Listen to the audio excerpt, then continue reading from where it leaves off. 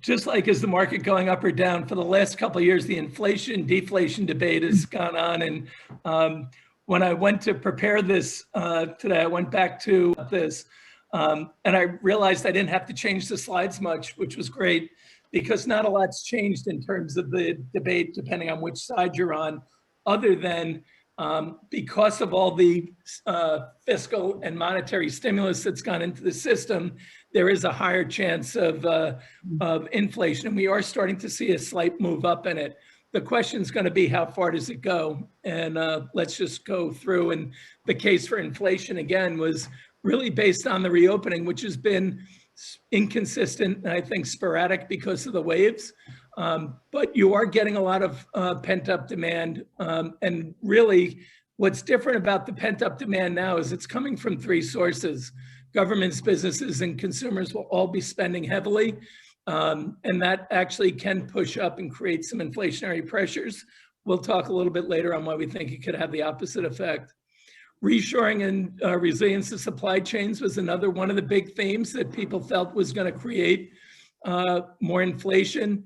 Reshoring because we're going to be producing in the US, which would create, we had a cost basis imbalance versus labor costs versus countries like China and Vietnam. That gap has been closed somewhat because of technology, but greater resilience of supply chains is going to be more important, and that could increase the cost as well. Money supply is up quite a bit, 27% year over year, $500 billion in the US in the last 2 years. I'm sorry, in the last 2 months. So that's another one. And these disruptions from COVID have created shortages. We're seeing it in the semiconductor area. You're seeing it in a lot of areas. And that is putting upward pressure. And just to give you a sense, personal savings rates went up quite a bit. And the unleashing of those savings, which could be some percent of $1.3, $1.4 trillion hitting the markets, could have some inflationary impact. And look at money stock, and this is the money supply growth in the US. And the shaded area is 2020, and you can see a little bit into it, we started to have quite a significant ramp up. That came really when Powell took the steps in late March to step in and provide the liquidity into the global system that was absolutely necessary. One of the key points, though, about the debate, I think, is how much of this is actually getting into the system versus money being created. And there is some debate about that it's not quite as well known. People speculate the differences, but if it's not in the system, it's hard to have inflationary impact. But these numbers are massive. So the case for deflation really starts with tech, as it usually does. CapEx for technology is highly deflationary. And if you think about the challenge for companies because of COVID, coming out of it, they're trying to figure out how to do more with less. And that is going to lead to further increases in CapEx, which we think are going to continue to lower costs and put downward pressure on competitors to keep up. Reshoring and resilience of supply chains is an important element, but not all costs can be passed on to customers. And one of the interesting things that we saw, I mentioned Taiwan Semi is raising their prices on chips. About 15% is what's being discussed. This would be the second increase in chip prices for them for autos in the last 2 months. At the same time, Microsoft tried to increase prices on Xbox and got a lot of pushback from customers saying they would just switch to PlayStation, and they did not pass that on through. So I think you have some real challenges as to what can get passed through to consumers in a difficult economic climate. And it will depend on the industries and a lot of the supply and demand dynamics. But we think that that will be a contrary force to the reshoring and supply chain resilience issue. Debt levels do crowd out spending. Consumers have been very aggressively paying down their debt since 2008. That has accelerated in the last year. And you see that continue to happen where they're trying to dig out of the holes. And whether it's student debt or household debt, it's all being attempted to be lowered because people are getting checks that has kind of found money for them. Anything they can do to put it to work will help them coming out of this much better. And the last area is demographics, which I've talked a lot. Aging societies do spend less.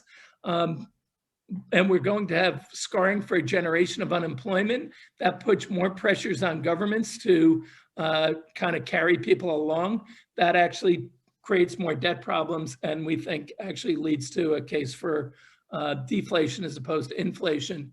I wanted to just show you CapEx expenditures, and you can see just the snap up after about mid-year last year, and we're returning to levels that are the highest levels we've seen. And this is really important because that is what companies are going to be doing to manage their costs down in a very difficult environment. And they're also focusing on substituting labor for technology. That's going to continue.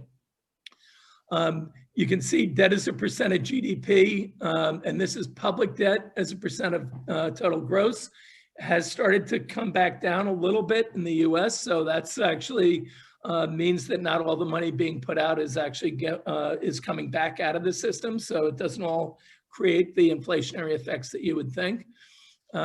So our view is pretty simple. We do think there are pockets of inflation. Inflation has picked up somewhat, but it's going to be very transitory in our view. We think the Fed's actions continue to be designed to prevent deflation, and they're going to wait longer because they'd rather have inflationary pressures. As Paul Volcker showed, you can solve inflation by raising rates to a high enough level that people stop borrowing. Deflationary spirals, they have less control over, and it's very difficult. So they're going to remain focused on their dual mandate of price stability and full employment, but their view is they're less concerned about the inflationary aspects of it and are willing to tolerate higher inflation, which is very unusual for them to come out as a public statement and say they're willing to do that, which means they'll be fine with overshoots if they believe it helps us get to full employment while they still have relative price stability. We think the tech boom is in the early stages still, and I know that's kind of hard for people to get their mind around, but we just think the technological advances are creating the need to continue to upgrade and buy more technology. And you're seeing that. Arnold touched on it when he spoke a couple of weeks ago about Apple. We think Apple's going to do roughly 23 billion of net income this quarter, 100 billion of revenues, over 100 billion of revenues. Those are massive numbers. The 23 billion of net profits would be the highest for a US company, I believe, in history. What's driving that? A lot of it's the refresh cycle on phones because old phones are not keeping up with the new technology, and people designing the programs are only designing for the latest. So you start to phase out.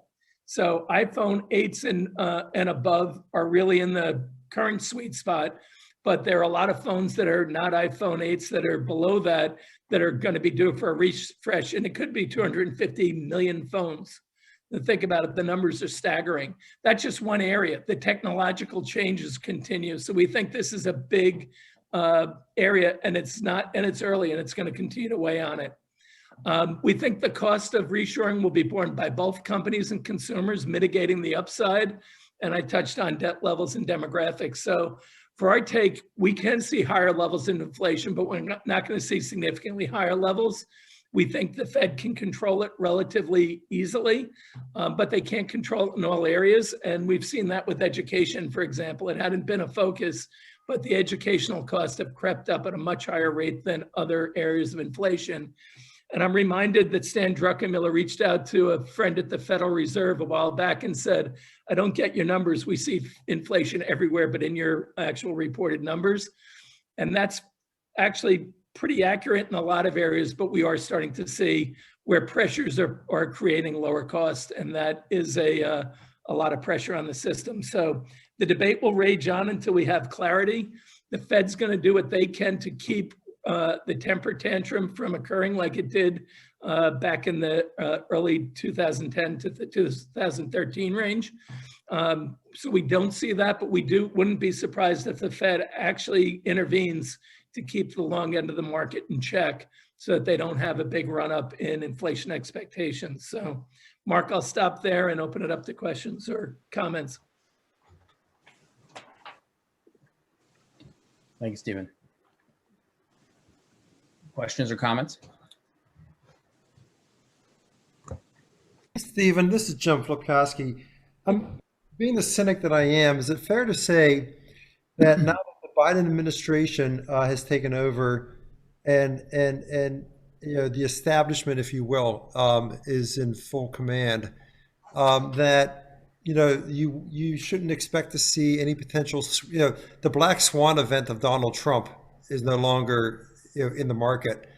And so, really, you should see a very well managed, to the best, going back, to 2016 and before, that economy, right, with the Fed, and the administration and kind of everybody kind of trying to work on a global scale in unison. Is that a fair expectation? Uh, Let me start by saying we're a pretty divided nation, both as a population and as for politics.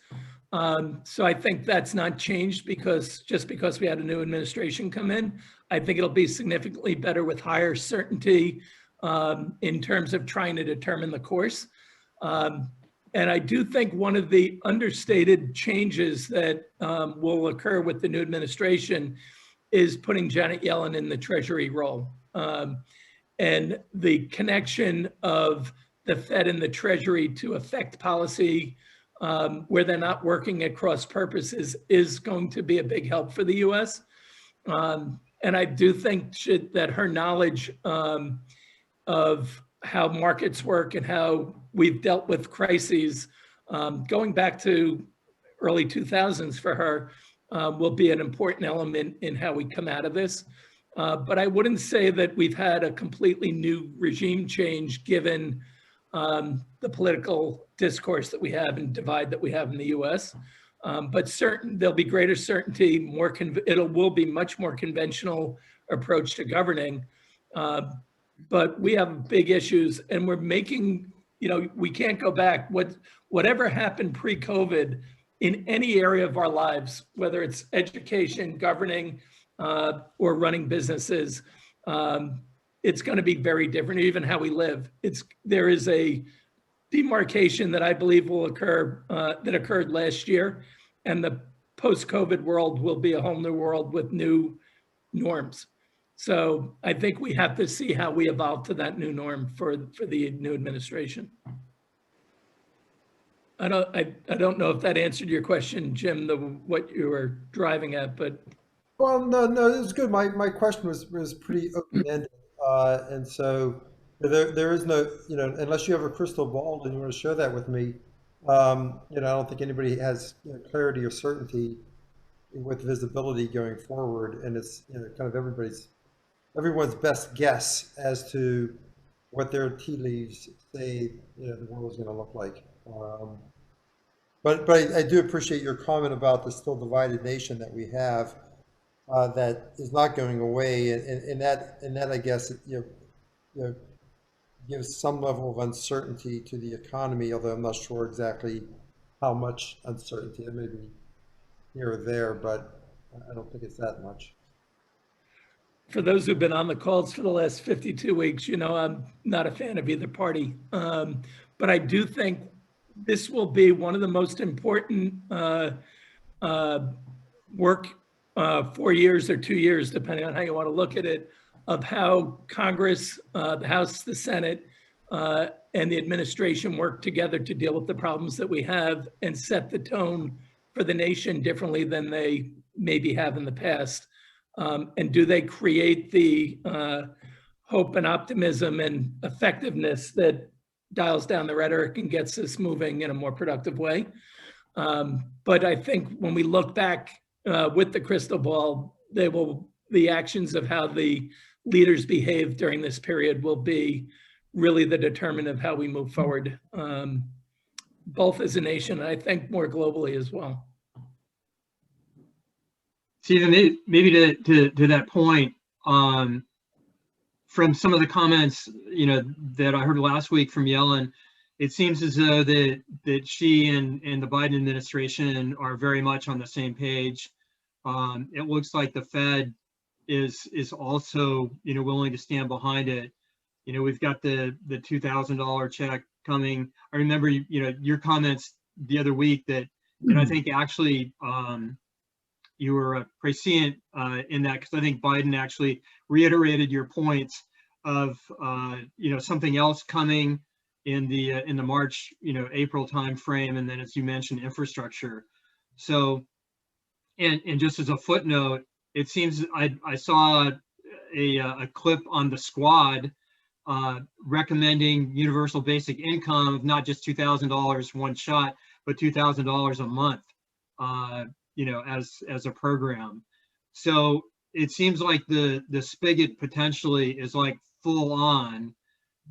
There seems to be a lot of alignment at the government, to get that done. So that would portend perhaps maybe a little extra juice for the inflationary story. And, I guess the question is, do you agree with that? And do you think that that's going to propel, markets, further up? I think we'll have bounces this year, where we'll have pullbacks that could feel awful and feel like the beginning of the end, but they'll be just the normal healthy blow-offs. So I think we're biased up anyway. But I think the period we're in right now with politics is often like the time where you hear a motivational speaker and you're leaving and you're all excited, and you get to your car and you forgot why you're all excited. I think we're going to have a period with all the stuff that's being thrown out where it all sounds great or terrible, and it'll come in somewhere in the middle. So I think the 1.9 billion becomes more like 900 billion. 1.9 trillion becomes 900 billion in terms of what they want to do now. I don't think we could even come close to affording $2,000 a month, although it sounds interesting, but it's a little aggressive. We're going to struggle to do 2,000 once. So I just think we're in that period where everyone's throwing out stuff that sounds good, and then practically we'll get back to a more normal discourse and more realistic. And I think that'll dampen down some of the inflation expectations. The Fed is still going to be very aggressive. I mean, Powell, when he says we have no plans to raise rates, and we're not thinking about raising rates, we're not even thinking about raising rates, I think he means that right now. And I'm not sure what it would take to move them off that until they see unemployment down to levels that were more comfortable for them. So I think this is just one of those periods where everything sounds great until you actually have to vote. And I think both parties are pretty divided on how they would move forward. So I think it's going to be tougher to get stuff done. It looks like, isn't there a little bit of a roadmap? Is there a little bit it seems like we've already learned a lot in a week, right? I mean, Biden signed all these executive orders, which seem to be slanted towards appeasing, his, the more left interest in the party. But then the Senate, if you see the states agreed to, they basically got rid of the filibuster, and they basically said everything's going to have to be a negotiated compromise in terms of actually the legislative agenda. And, so there's executive orders, and then there's a legislative agenda. And rather than go pick a fight and have these battles that nobody wins on the legislative agenda, Biden can do what he wants on the executive orders, which he's done already. And then we get Congress that actually does work together a little bit. Does that make some sense, maybe? Yeah, it does. And actually, the executive orders are interesting in that executive orders tend to go towards regulatory items, or some of the other more controversial ones. But regulatory is a big area, and a lot of what was done was to reverse executive orders issued by the previous administration. So, which actually does have an impact. I saw a study that said that under the last Bush administration, we had regulation cost the economy about 0.25% of GDP. Under Trump, it was around 0.15, and under the Obama administration, it was around 0.5%. So, if we're moving back there, there is an impact on growth that is real. and puts additional burden on the policymakers to offset that. So I think there are going to be puts and takes throughout, but I do think they're going to move to appease, and then they're going to move to kind of work together. So I do think you're on the right track there, Duncan. So then the question is, if you've got a Fed that's used to just, printing money, and then that flows into the wealthiest of the population, which has been, ever since I've been in the business, that's what's been going on. And Yellen is basically on record as saying they've got to find a way to use some of these policy tools so it broadens the impact on. And if the Fed and the Treasury work together on this, what could they do to broaden the impact? I mean, personally, I don't believe the 2000 a month. I believe the discussion about universal income, but I'm with you. I just don't think they can ever get that through a negotiation. So are there policy tools they could use to sort of, have, this traditional aggressive Fed policy benefit more people than the people sitting on this call?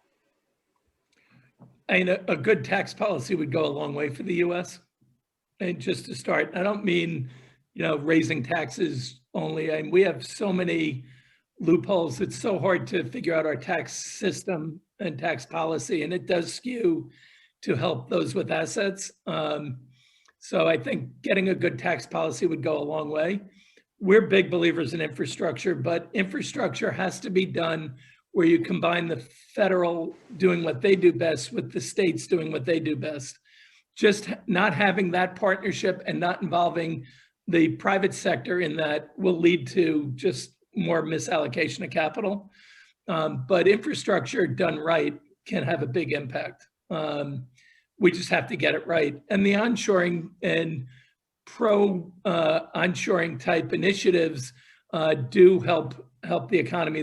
Manufacturing, bring that back, has a big multiplier effect. So you can shift policies in the right direction. The difference between the $7.50 on the minimum wage and 15 is somewhere between there is going to be the answer that they come up with. It's not going to be a jump to 15. But I think the move there's a lot of pressure on companies that isn't Fed policy, but just general sentiment that's going to create some behavioral changes as well. And I think when you bring all those together, you start to move the needle, but the Fed can only do what they've already done. They can keep rates low, they can try and manage the yield curve, and they can keep pumping money into the system. But if you don't have the fiscal policies to support that, you're going to just waste the money, and you will create inflation without the offset to get the growth that you need. So I think it's a real challenge, but I think it's going to be more fiscal than monetary that's going to carry the day. Other thoughts, questions?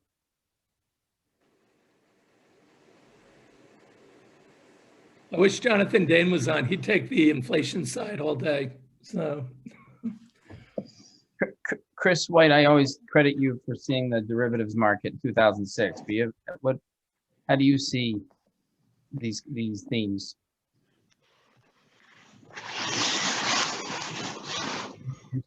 You're on mute, though.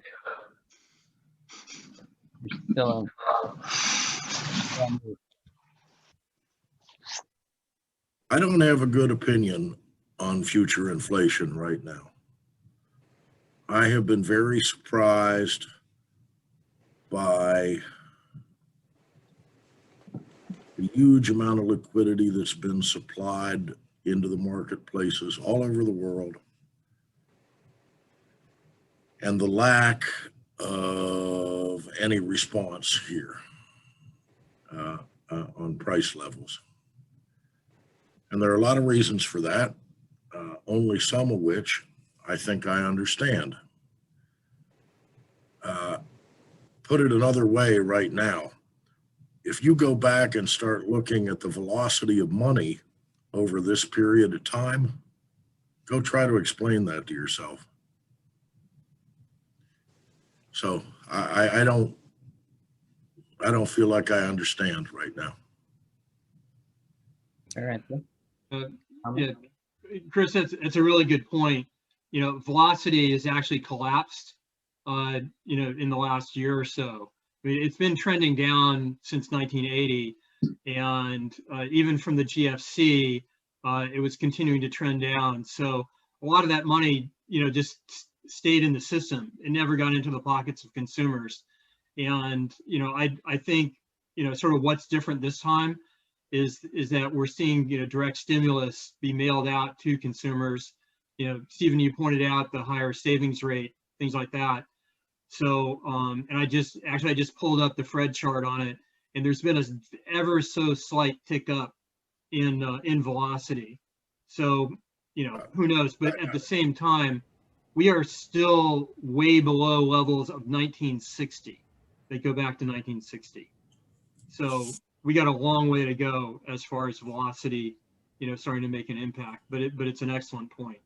Yeah, there's something really anomalous has been happening here.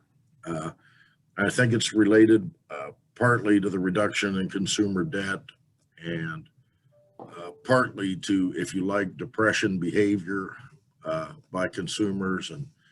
And I really feel like there are a lot of pieces of this that I don't understand also. And that makes it difficult to. Well, if you can't understand, you're at that 1% of the 1%. What should we be doing? If we'd be having some thoughtful, the conferences and once or twice a quarter can help us sort of dig deep into this, or we can bring the right people. I'd be curious, maybe here or later to know what it is you'd like to understand better, and we could bring those people that can shine those lights on. Mark, I do think Bill touched on an important point. Money printed that doesn't get into the system doesn't create inflation. And since 2010, when we've been printing money, we have not seen the money all go into the system. A lot of it stopped in the banking system because the banks weren't lending, because borrowers weren't borrowing. And that became more exaggerated last year when people didn't know in the second quarter how bad things were going to get or how soon we were going to recover. So when people pull in the oars and don't borrow and are not spending, it's hard to get inflationary pressures regardless of how much money's been printed.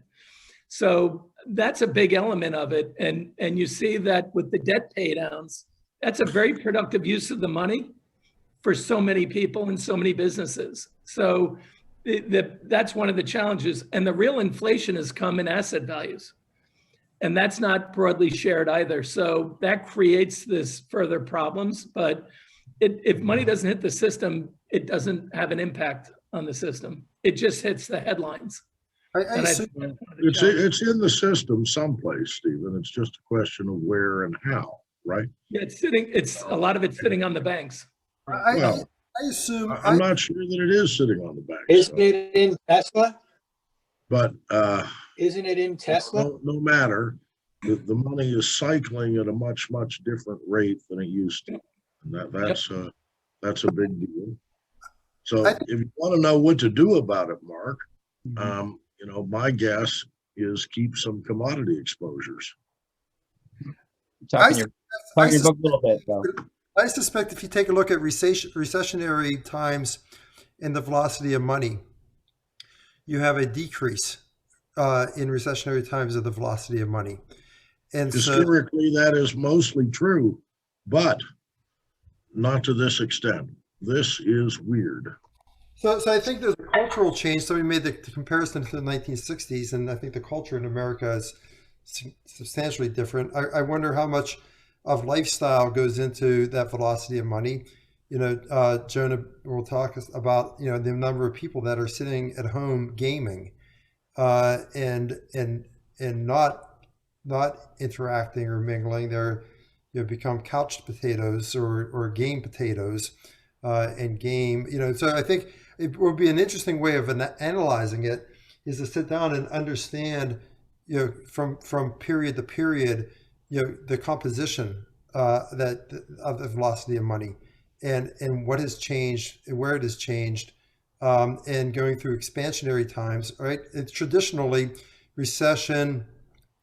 Everybody quits spending money, and everyone gets laid off from work, and the Fed drops rates, and so everybody feels good and starts buying toasters and refrigerators and cars again, and you create expansion. Those days now, now that we're in a global environment, you've been able to offshore all your manual work to Vietnam and China, so you don't have those traditional pressures that are inflationary.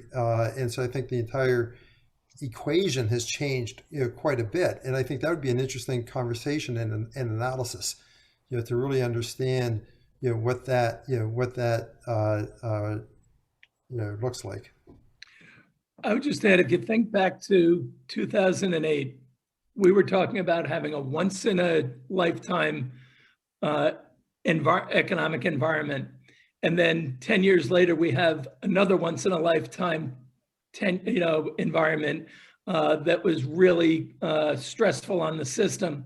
And you think about that window, it's not too often in our history you've had that type of change. And I think some of the uncertainty about why money isn't flowing differently, I think when you have those two stacked up on each other, it changes behaviors. And I think we're going to have a very significant, more permanent behavioral change coming out of this pandemic. Like depression, children. Yep, than we've seen. And I think we're changing the culture back to the 30s and 40s, not to the 60s. I think there's probably some truth to that as well. I'm inclined to think that, that might be right. But on your comment about rare events, we seem to have the 100-year flood here in Houston every 3 years. Well, and that's sort of a message from God that the way we're thinking about this doesn't make any sense, right? And yet the Californians are still all moving in. So this is an unusual time, and I think Tom, for the advertising and stuff that we were talking about, you can't do what you did in the past, and I think that's why you're starting to see some of the changes that we were talking about earlier there. I think we're going to see different behavior from companies, from consumers, and from governments, and it's just what that means and how different it is going to be really a big determinant for how the markets and the economy actually act. The other thing to do, Mark, is to buy companies with pricing power, right? Yep. So. And hope it's sustainable. with some companies with some moats around them, so to speak. There aren't that many. Well, I'm thinking, look, I've been in the limestone business a long time ago. And if I think of infrastructure spending, limestone transportation costs, there's some moat there. I was going to ask you about how do you see infrastructure playing out, Stephen? Have you seen any signals on that? And it's the one thing they agree on in this, but the one thing they can never get right. So it's, as Duncan said, we've had the same conversation. If I go back through our outlooks, I actually am tired of writing about it because it's either the federal government, the state and local governments, or the businesses that have to do it. And we've never had a coordinated effort to get it right. And if you look at just one area, the internet, right? We rank something like 28th in internet speeds behind Greece. Okay, I know our balance sheet isn't that great, but Greece's isn't all that much better. And that should not be for the leading economy in the world. And it's completely fixable. We just have to commit to it. And that's the challenge. So I think that is an area that you'll start to see some work done in, but we can do so much more and get really productive returns on it if we could get it right. But that's been a big if. Got it. Your internet question is an interesting one. I bet if you look at that, you'll find that that is not true in MSAs. That's very true in RSAs, right? In very rural places where it's very spotty in this country in terms of the haves and the have-nots, kind of across the board on everything, including, access. Well, there's big parts of New York City and Long Island that would disagree with you, Jim, in terms of that, because we have not great service here either. So it's certainly the rural area needs a whole focus by our government on. But the cities, you know, we don't have enough towers. We don't have enough soft cells. We don't have enough of what we need to be efficient there. Interesting. We'll let the 5G guys talk about that, Mark. Yeah, you need many more towers for 5G. And then you need the soft cells that go with the towers so that you get the short transmissions going as well.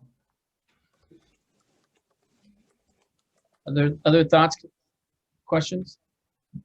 Unless you guys, this is Yvonne again, unless you've discussed this already, what about Biden, Harris committing to Buy America? Will that kind of have a kind of a lift? Are we prepared for that? Is that, we have the skills to, you know, people to just launch businesses without them failing? Stephen sort of on it. The cottage, it's a cottage. Do you think they'll help with the cottage businesses? Will they help the bigger? Is this realistic, or is it just, if anybody knows anything about it, I think that's going to be really instrumental. Jim, would that help you? Philip Kosky. Yeah, Jim. Yes, Philip. it's an interesting question. I like the idea, obviously, of Buy America. You know, however, you know, the devil's always in the details, and so, you know, really, truly, what does that mean? Because, you know, over the last probably 20, 30 years, we have decentralized from America, and as a result, you know, we really don't have the productive capacity as much as we used to 20, 30 years ago. From an equipment perspective, we don't have the skilled people. We don't, you know, try and hire. I'm in Southwestern Pennsylvania, my company's, and everyone has the same problem. You can't find skilled workers. And when you do find a skilled worker, you hope that they can pass the drug test. You know, and so while it sounds really, really, really good, being able to deliver and execute on that is problematic. So then you get into, well, if you're doing on a small basis, you know, where it's not capital intensive, and you don't have to spend millions of dollars and in a couple of years to put equipment in place, then, you know, you're probably talking about an entirely different product that's made in America than our traditional CapEx that has ultimately the greatest GDP multiplier and has been in the 1960s was the source of income for the middle class. So I think it reminds me of Barack Obama's, you know, shovel-ready jobs. It sounded great. There just weren't any. Yeah, I would just add that I think one of the challenges with a mandate like that is what has to be made in America, because we can't source all the parts for everything that we want in America right now. And how long will it take for us to have the capability to do that is a question. I agree with you, Jim. We have a skill issue too. I have a client that's a third generation specialty metals maker. They do things like clips for LED lighting and such. And they've had trouble for a decade finding tool and die guys. And they've offered to train people.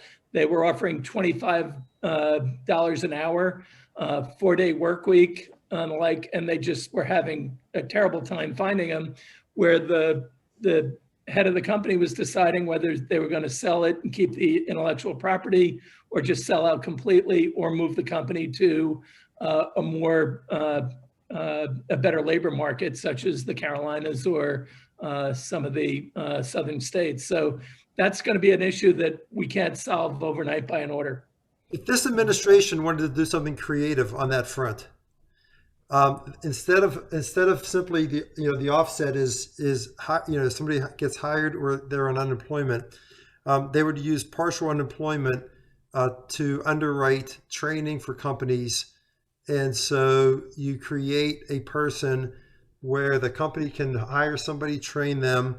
That person's incentivized by getting partial unemployment and paid from the company, and so that the net take home is greater than what they're taking home as simply on unemployment, and you get a productive workforce out of it. Now that will never happen, because it's a practical business solution that requires a public-private partnership. But that's a very practical way of enticing people to not go to college and take on $30,000 of debt, but go learn a trade and become start making good money immediately or quickly. And then the next thing that, though, you have to do is you have to be able to provide that individual you've just enticed to forego college and become a skilled tradesman. You've got to be able to provide that person with a pathway that they know they're going to have a job and a career and not subject to the whim of an administration. That's tough. Jim, I want to respond to what you're saying because Chris, who works with schools, what she does is she works with charter schools, and she goes into the community to ask what skills and trades are in demand. And that's how they decide what the curriculum will be for their students, so that it ensures that when they graduate, they have a pathway. So what you're talking about makes a lot of sense. Probably 7 years ago, I went to Penn State's, one of their branch campuses in Pittsburgh. Penn State's a land-grant college. Oh, uh-huh. And said to the person in charge of Penn State, you need people in the seats. It'd be really creative for you to come up with a program that, call it an applied engineering or whatever, right? And offer people a pathway to go to Penn State and become a skilled welder and then be able to go back and become a skilled electrician. It solves the issue of, junior's not going to vocational school. He's going to Penn State. He gets to wear the t-shirt, but you actually learn a skilled trade in the process. You don't have to go for 4 years. You can go for 2 years, become a skilled, effectively taking the place of a community college Right. on a higher skill basis. And that fell on completely deaf ears, the entire idea. But I think that is a possibility of a solution that appeals to mom, dad, granny, grandpa, that juniors at State U. And they're still learning education, they're learning a trade. But again, there are lots of creative things that can be done, but it doesn't really fit well with a government who's not accustomed to only in a crisis, and if it's not a crisis, they don't react quickly. That's my experience at DC. The other issue for a lot of businesses is going to be the regulatory cost increase of trying to show that you are buying America and buying American and doing, you're sourcing the right way and all that. And that can actually, depending on how the rules are written, could actually push up regulatory costs on companies because sometimes depending on how many parts you're sourcing, you could actually have to hire someone just to track all that. So we have to see how they actually write this stuff as well. Jim, I'm sorry, go ahead, Yvonne. No, I encourage you to speak. I'll just really quickly say I sat on a NYSERDA conversation for the New York State, and I have to find the information, but exactly what the details were. But actually, it was a strategy discussion with the government of government task force persons and some business, and it was interesting. They were focusing on training and education for youth and college. And another gentleman who's older, like myself and many of us here, it was like, what about the 30-year-old who has 2 children who's now going to be out of work because of other occupations? They need to be considered and trained. So yeah, I'm on the same page with you guys. And my family's had tons of businesses, and I've worked for a lot of startups, and you don't have the right leadership and you give them all the money you want, but it won't survive. It's just a cluster of musts. Jim, can you move your business to Ohio? Interesting. I tried buying a company recently in Ohio, but it fell through. As normal business fall through, but the deals fall through. But look, I think there's an incredible opportunity in lots of areas, and but I think there's a leadership that has to buy in. And I remember meeting with somebody, a fairly senior person in DC, probably 7, 8 years ago, and in the State Department. And we were talking about some of this, and he said, well, Jim, what you're talking about is really creative, but Washington D.C. moves in small increments, and and unless there's a crisis, there's just no reason to stick your neck out. And that was the attitude of a career politician, or appointed person in the State Department. And so that I walked away from that feeling pretty discouraged. That I'm not sure how you create unless you have the support of somebody meaningful. I think things are really, really, really hard to get done. Jim, this is Sarah again. So much of what you're saying, I see all the time in education. And one of the issues, because I worked in government and politics as well, and one of the issues are the metrics that people use for outcomes. In other words, in education, people usually want to see measures and outcomes happen immediately. And we know that change in education, it takes 3 to 5 years. And so what usually happens, people aren't, quote, patient enough sometimes because they want to see something happen immediately. And I think part of this is educating individuals that change doesn't always happen overnight, and change takes some time. So we see that all the time in education, because people say education is a sector that actually is one of the most difficult to navigate. And it's because there's this whole, if it doesn't happen tomorrow, we're going to change. If this doesn't happen, it's very reactionary. I think the person who's probably had the greatest influence in America over the past 45, 50 years has been Michael Milken. When he came out in the 80s and cash flow based lending and really built that, he was at the heart of that behavior of looking at, the next quarter's earnings, the cash flow, wasteful spending. Big corporations who used to have R&D departments and spend tremendous amounts of money, not really knowing what the fruits of that research was going to be. And it might not be for 5 years or 15 years, right? All got wiped out in the need for, profits in the next 3 months. And so, Michael Milken at some point, should have a book written, not necessarily positively, about the negative impact that he created in the 80s.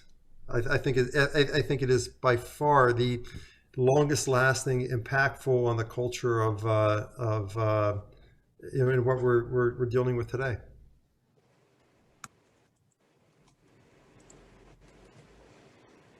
Hey, Jim, just another quick question, perhaps down another rabbit hole, but talking about like long-term impacts, the demise of the defined benefit plan, especially on, factory workers, like you're talking about, who, where mobility is not necessarily an issue.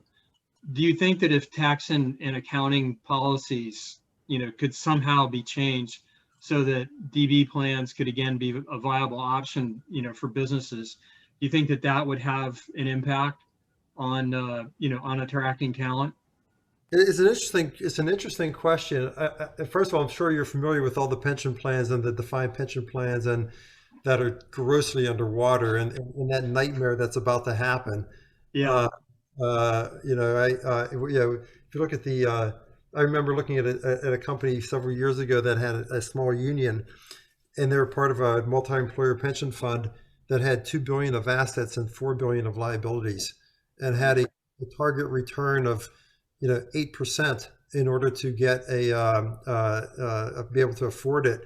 And You're 70, talking about the state of New Jersey, but just put those numbers a little bit higher. and 70% of the assets were in fixed income, so it was never going to happen. And so you look at that, and part of the problem with defined benefit programs, obviously plans are, the only way that works is if you have the correct pyramid. If you have an inverse pyramid, that's a problem. If you're able to keep the gerbil running on the wheel, that's necessary. So it works if everything works. But when you start getting breakdown, then you have the numbers working against you. So I think it goes back. I think people who invested in 401ks as part of their union reorganization benefits obviously have done well.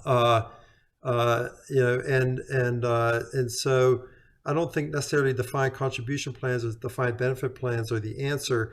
But what I think is the answer is being able to say to an 18-year-old or a 22-year-old or even a 32-year-old, it's worthwhile for you to go and become a skilled tradesperson, and you will be able to get work overtime and make a very good income, and put your children, go play baseball with your children and put bread on the table and send them to school, and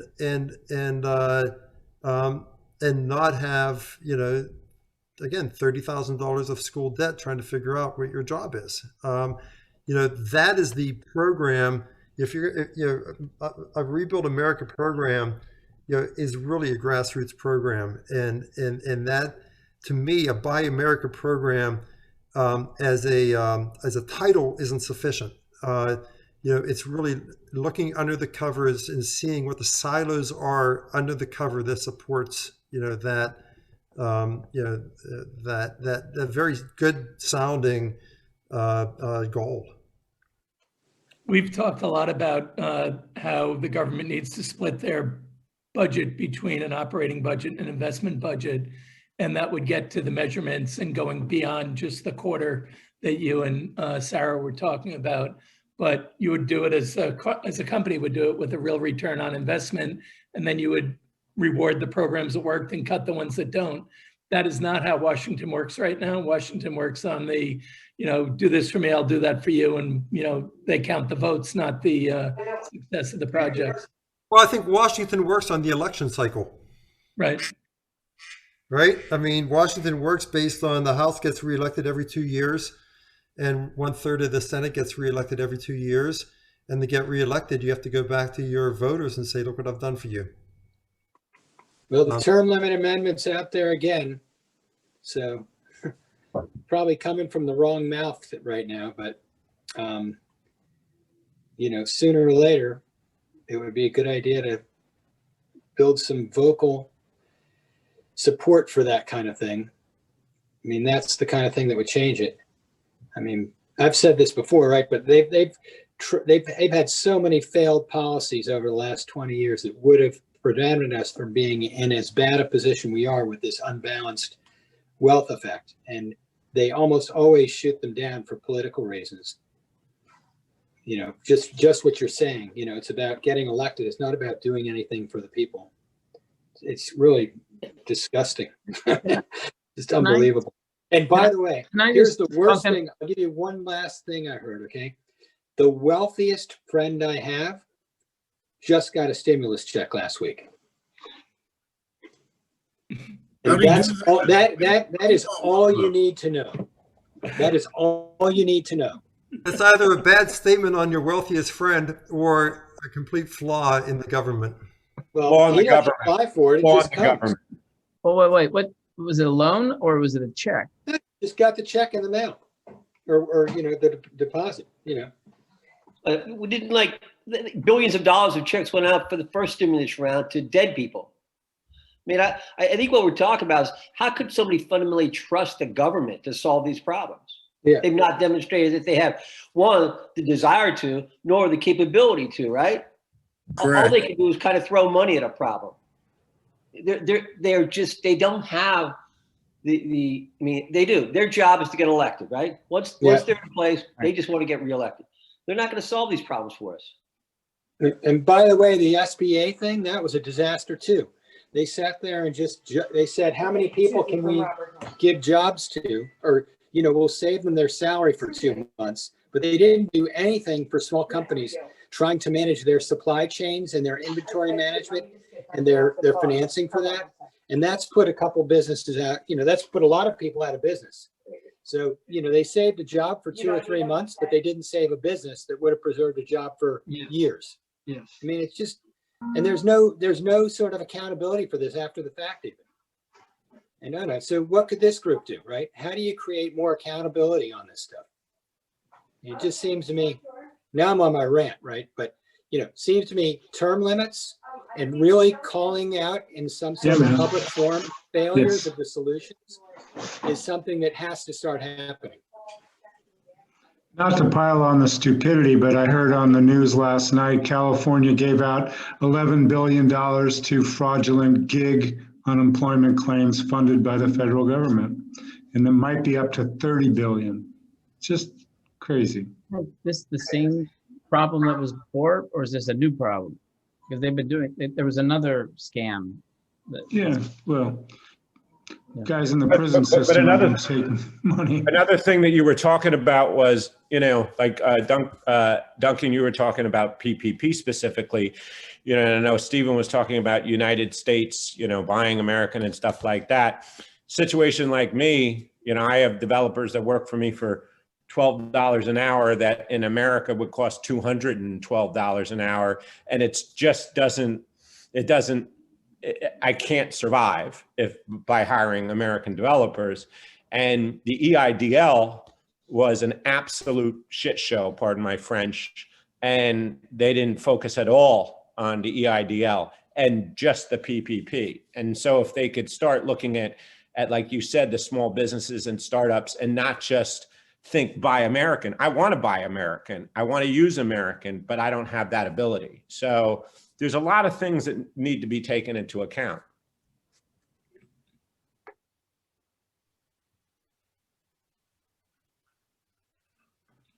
Mark, one last thought. While we often rant a lot about the way China behaves towards big segments of their population and also other countries, one of the things they do exceptionally well, which we should take a page from, is they do rolling 5-year plans that are phenomenal. And it provides a roadmap with measurables that you can run a country through changes in administrations, that it provides a glide path that is really one of the things that's powered them to the success that they've had over the last 30 years in becoming such a dominant player.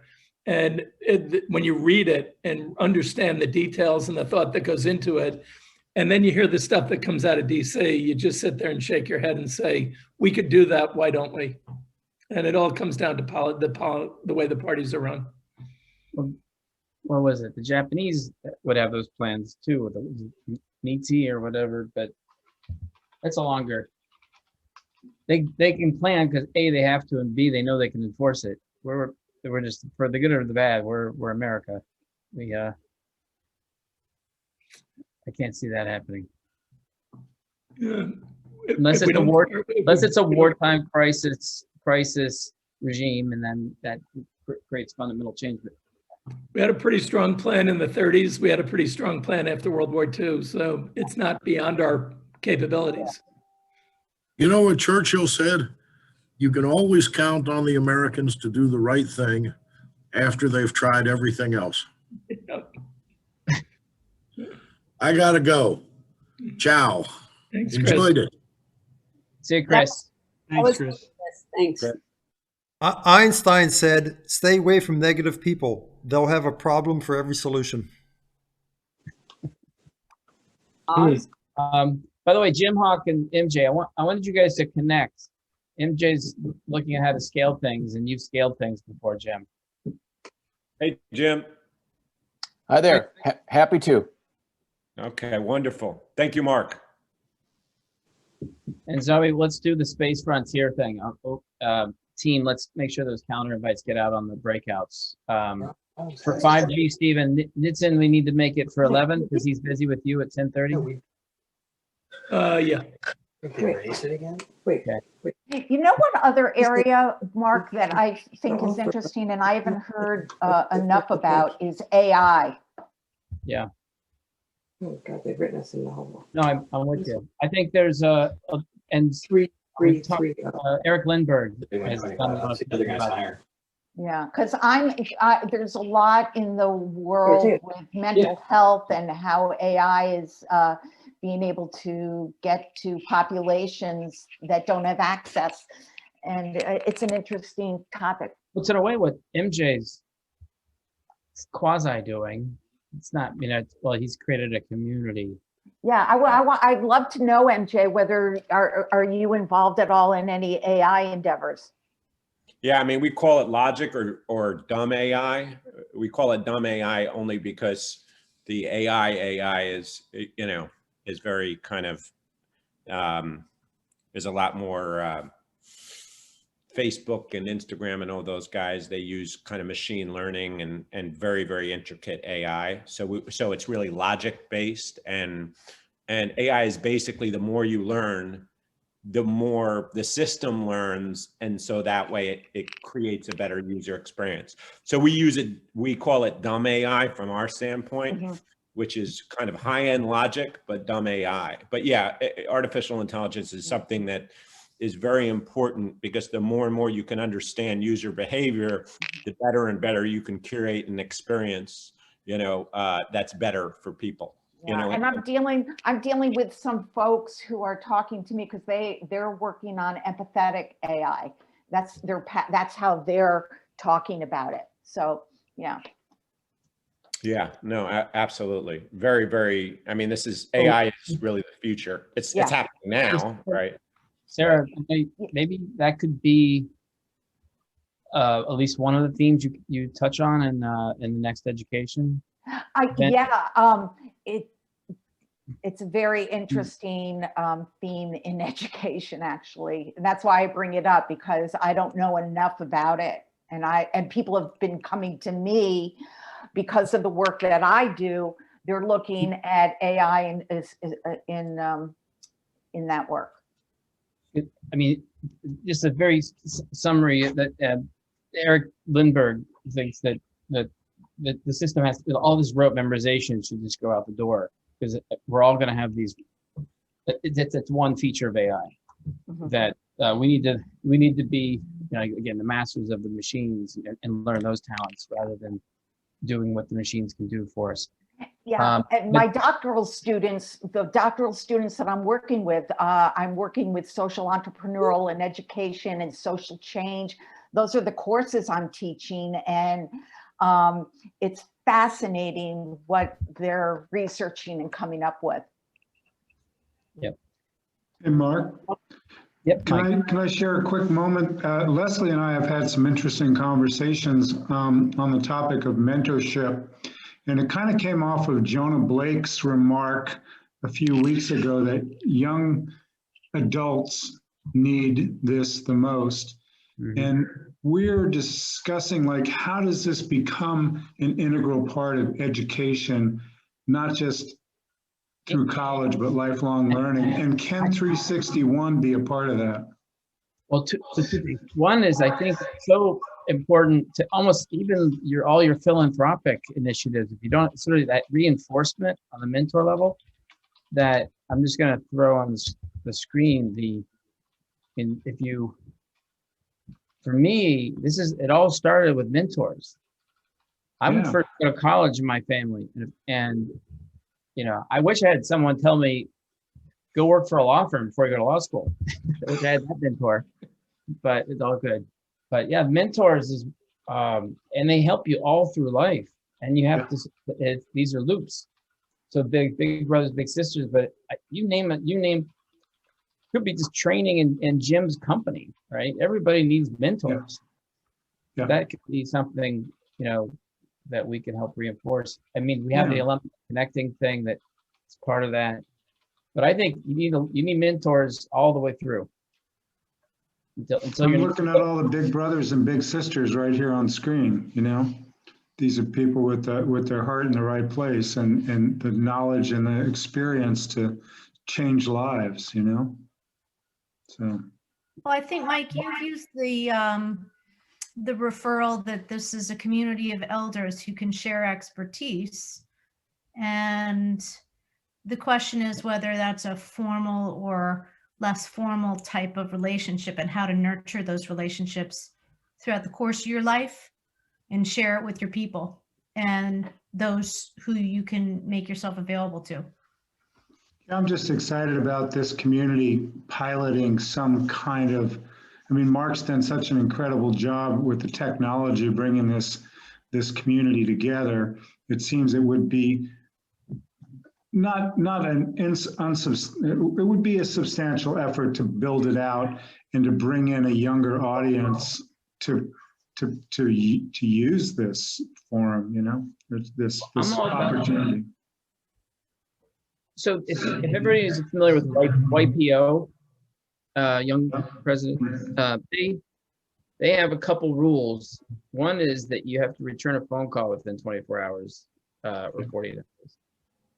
So it's like respect and engagement. I'd like to have that part of our mantra as well, that everybody takes at least a 5-10 minute courtesy call. I was just sort of thinking, you could always bring the young people, but you got to, like Dennison is always like, help the students. Well, help the other alumni. Like, take the mask on yourself before you help. We have to help each other too. Yeah. I always feel like maybe we should all like sort of take on some, be a mentor and a mentee for each other on different ways. Absolutely agree. And one thing, Mark, that we may want to, the SBA has a great mentorship program that they kind of matchmake people. And so they'll have a list of mentors and then you can read up on them. And so maybe if there's some sort of kind of a matchmaking methodology and you can kind of read up, which you've done a great job on the 361 app to kind of where you have profiles on people, then, and more importantly, those people are willing to help, then you could read the bios on that person and request, and that person, he or she would be able to volunteer once a week or whatever it may be. And you already have that built. And so you could probably set up a matchmaking system that way. Yeah, it could be very specific skill-based mentoring, or it could be a broader, I need a Yoda. So, it depends on what it is you need. There are certainly, I just was invited, I spoke with the organizational studies students at Denison, and they go around all different areas talking to people to get mentorship, to get ideas. It might be interesting, Leslie, and, to talk about having, since we are all affiliated maybe with alumni, to bring in like once a month students that can listen in on certain aspects. Again, I think this is, it has to be a life cycle study, right? I think to focus on students is it's a great and noble aspirational thought. But I've been approached by so many entrepreneurs who are just, totally underwater with, what's my next step? Yeah. Not what should I be doing a year from now? What should I be doing 2 weeks from now? How do I source talent? How do I deal with raising capital? How do I build a deck? That last example is kind of blocking and tackling, right? But I think the whole life cycle needs mentoring, and to be honest, I can use some myself. Lifelong learning is what it's all about. We need to push that down and up, and the need just so far outstrips what 361 might be able to do. So I think you have to find a starting point. I volunteered for the Kellogg Alumni Board. They have basic, they put together groups for consulting for nonprofits. And, that's a model that could work also. It doesn't have to be nonprofits, obviously, but, student all the way through the life cycle, I think makes sense. Full spectrum. Well, this also touches what Charles Way, we talked about having sort of a curriculum for the professional athletes who are sort of, a lot of them are first gens, but maybe there's some kind of life cycle bit there. Yeah, I love students, but I think it's the alumni programs that's sort of what they do. I think we should do something a little different. Tied to the students. Students, by the way, can teach us a lot. So I think we should definitely get them involved. But I also want to make sure we mentor each other. Yeah, that's something Yvonne mentioned. I mean, the 361 community helping one another is a fantastic place to start, because there's a powerful community here, and there's only a couple degrees of separation when you speak to people, but when you put the whole 361 community together, everybody can probably get sorted out in some way, shape, or form. Right. Like I'm looking at Joe Starncheck. You should meet. Have you met Joe? Talking to me? Yeah. Yeah, we're talking over here on the chat line. You and Joe? Oh yeah, absolutely. Okay. We've been in many a breakout together. So yeah. Good. Well, that's why we do breakouts. So. Yeah, breakouts. Great. Thanks so much.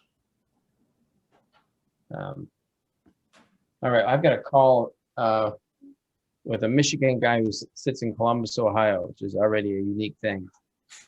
Since I was from Columbus, Ohio, went to Michigan. Lee Hess. But this is great. Thanks to I think Stephen dropped. Yeah. But we went from inflation to trying to help make government work to I just want to what I can control is having Jim help MJ and bringing light. And if anybody has any last questions, let me know. But otherwise, we'll be getting together tomorrow, 10 o'clock for the strategic advisor bits. And it's soft launch. We haven't got it all figured out, but I'm just determined to figure it out. And the idea is bring people, people like Jim who have some skills, or all of us, to connect with the people that need it. Yeah, it doesn't have to be perfect, Mark. Again, a starting point's a good place, and you've built a good community here, so I think everybody will be patient for the progress. Well, that'll be important, because there'll be need for that. But we're gonna figure it out together. Thank you so much. Thank you all. Have a wonderful day. You too, MJ. Thanks, Mark. Jim, it was a pleasure. Yeah, do connect. Evan, nice to meet you here.